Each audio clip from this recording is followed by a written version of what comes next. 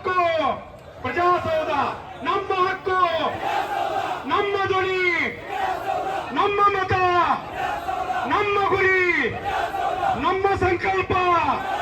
ಬೇಕೇ ಬೇಕು, ಬೇಕೇ ಬೇಕು ಪ್ರಜಾಸೌಧ ಹೋರಾಟಕ್ಕೆ. ಘೋಷಣೆನೂ ಹಾಕೊಂಡು ಭಾರತ್ ಮಾತಾ ಕಿ, ಭಾರತ್ ಮಾತಾ ಕಿ, ಬೇಕೇ ಬೇಕು.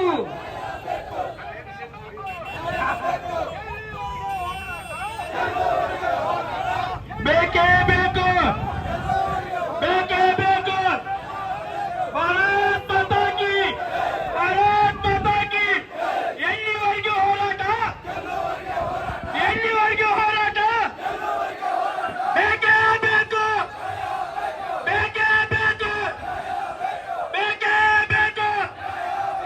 ಎಲ್ಲಿವರೆಗೂ ಹೋರಾಟ, ಎಲ್ಲಿವರೆಗೂ ಹೋರಾಟ. भारत माता की, भारत माता की, श्रीकार सिद्धेश्वर महाराज की, श्रीकार सिद्धेश्वर महाराज की, श्रीकार सिद्धेश्वर महाराज की.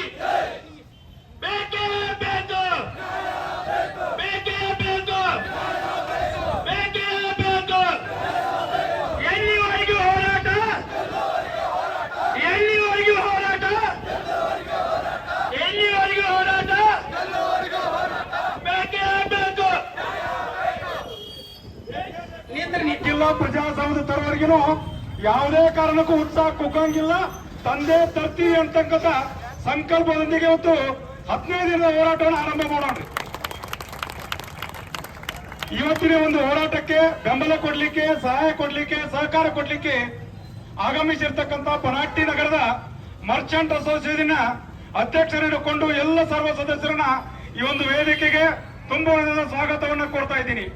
ಅದೇ ರೀತಿ ಅಯ್ಯಪ್ಪ ಸ್ವಾಮಿ ಜೀರ್ಣೋದ್ಧಾರ ಕಮಿಟಿಯ ಅಧ್ಯಕ್ಷರು ಹಿಡಿದುಕೊಂಡು ಎಲ್ಲ ಮಾಲಾಧಾರಿಗಳು ನಿರಂತರವಾಗಿ ಅಯ್ಯಪ್ಪ ಸ್ವಾಮಿಯ ಪೂಜೆಯನ್ನು ಮಾಡ್ತಾ ಒಂದು ಹೊಸ ಚೈತನ್ಯವನ್ನು ಕೊಡ್ತಕ್ಕಂಥ ಆ ಎಲ್ಲ ಮಾಲಾಧಾರಿಗಳ ಅಯ್ಯಪ್ಪ ಸ್ವಾಮಿಯ ಜೀರ್ಣೋದ್ಧಾರ ಸಮಿತಿಯ ಭಕ್ತರಿಗೂ ಕೂಡ ಈ ಒಂದು ವೇದಿಕೆಗೆ ಅನಂತ ಸ್ವಾಗತವನ್ನು ಕೊಡ್ತಾ ಇದ್ದೀನಿ. ಅದೇ ರೀತಿ ಆಗಮಿಸಿರ್ತಕ್ಕಂಥ ಎಲ್ಲ ಗುರು ಹಿರಿಯರಿಗೆ ಈ ಒಂದು ವೇದಿಕೆಗೆ ಸ್ವಾಗತವನ್ನು ಕೋರುತ್ತಾ ಮೊದಲನೇದಾಗಿ ಒಂದು ಸಭೆಯನ್ನು ಉದ್ದೇಶಿಸಿ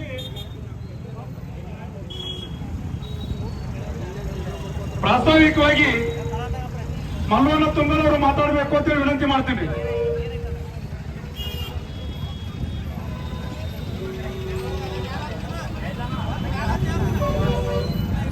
ಆರಾಧ್ಯ ದೈವ ಶ್ರೀ ಕಾಡಸಿದ್ದೇಶ್ವರರಲ್ಲಿ ಹಣಿಬಿಡಿದು ಇಂದಿನ ಈ ಒಂದು ಪ್ರಜಾಸೌಧ ಹೋರಾಟ ಸಲುವಾಗಿ ನಡೆಯುತ್ತಿರುವ ಸತ್ಯಾಗ್ರಹದ 10ನೇ ದಿನ.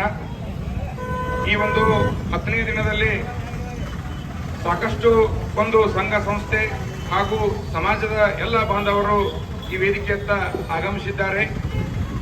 ಸುಮಾರು 13 ಸಮಾಜ, 3 ದೈವ ಮಂಡಳ ಜೊತೆಗೆ 25ಕ್ಕೂ ಹೆಚ್ಚು ಸಂಘ ಸಂಸ್ಥೆಗಳು ಈ ಒಂದು ವೇದಿಕೆಯನ್ನು ಅಲಂಕರಿಸಿ ಸತ್ಯಾಗ್ರಹಕ್ಕೆ ಬೆಂಬಲವನ್ನು ವ್ಯಕ್ತಪಡಿಸಿದ್ದಾರೆ.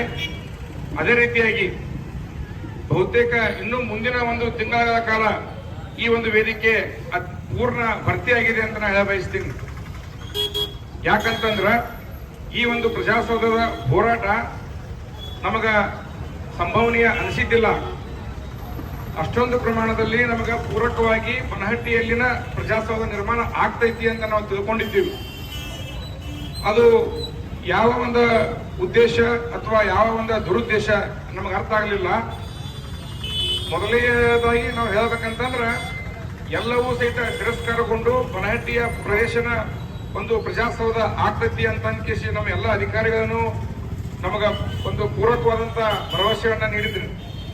ಕೊನೆಯ ಹಂತದಲ್ಲಿ ಯಾವುದೇ ರೀತಿಯ ಮಾಹಿತಿಯನ್ನು ನೀಡಲಾರದ ನಮ್ಮ ಬನಹಟ್ಟಿಯ ಜನತೆಯ ಒಂದೇ ಒಂದು ವ್ಯಕ್ತಿಯ ವಿಶ್ವಾಸವನ್ನು ತಗೊಳ್ಳಾರದ ಈ ರೀತಿ ನಮಗ ಅನ್ಯಾಯ ಮಾಡಿದಂತ ವ್ಯವಸ್ಥೆ ಇಲ್ಲಿ ಆಗಿದೆ.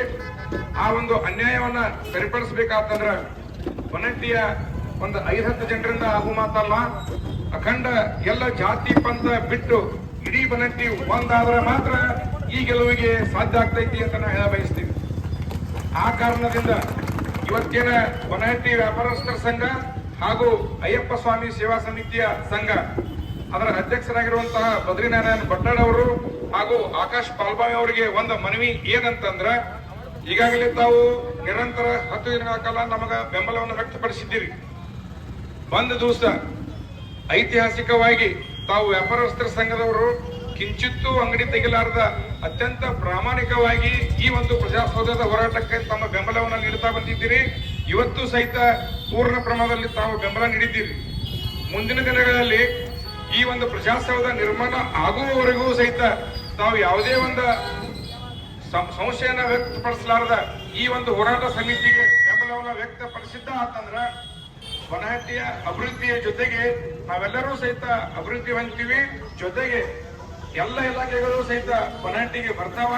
ಆ ನಿಟ್ಟಿನಲ್ಲಿ ಈ ಪ್ರಜಾಸೌಧ ಇಲ್ಲಿಯೇ ನಿರ್ಮಾಣ ಆಗಬೇಕು ಅನ್ನುವಂಥದ್ದನ್ನ ನಾವೆಲ್ಲರೂ ಒಂದು ಬಯಸಿದ್ದಕ್ಕಾಗಿ ಸಾರ್ಥಕ ಆಗ್ತೈತಿ ಅಂತ ತಿಳಿಸ್ತೀವಿ.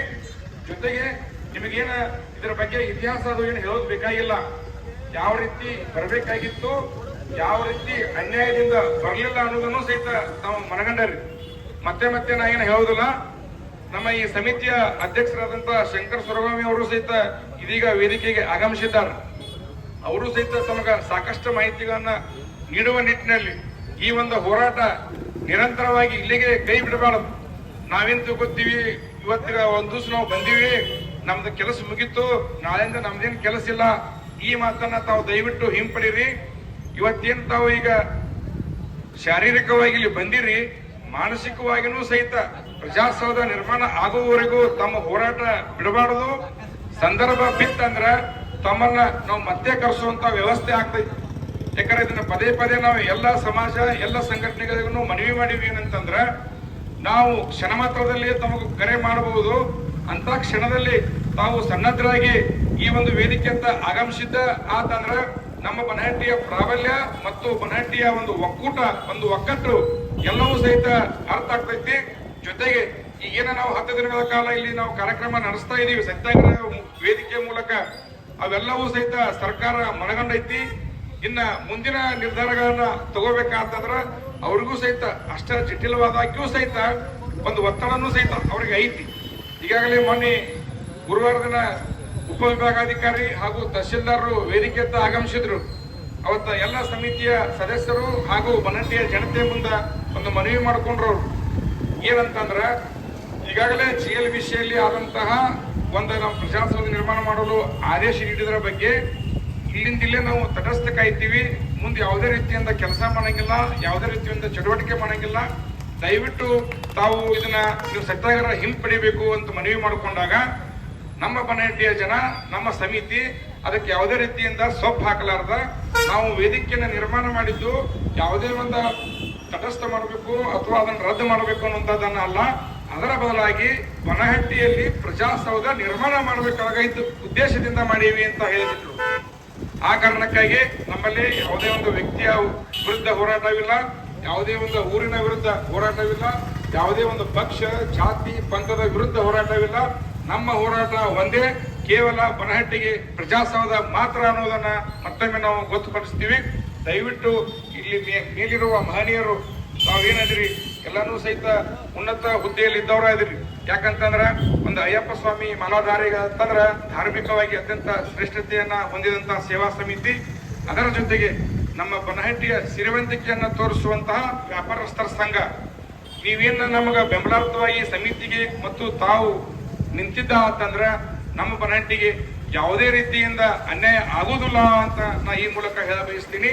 ಜೊತೆಗೆ ತಾವು ವ್ಯಾಪಾರಸ್ಥರ ಏನಿದ್ರಿ ತನುಮನ ಧನದಿಂದ ನಿರಂತರವಾಗಿ ಸಹಾಯವನ್ನ ಮಾಡ್ತಾ ಬಂದಿದ್ರಿ.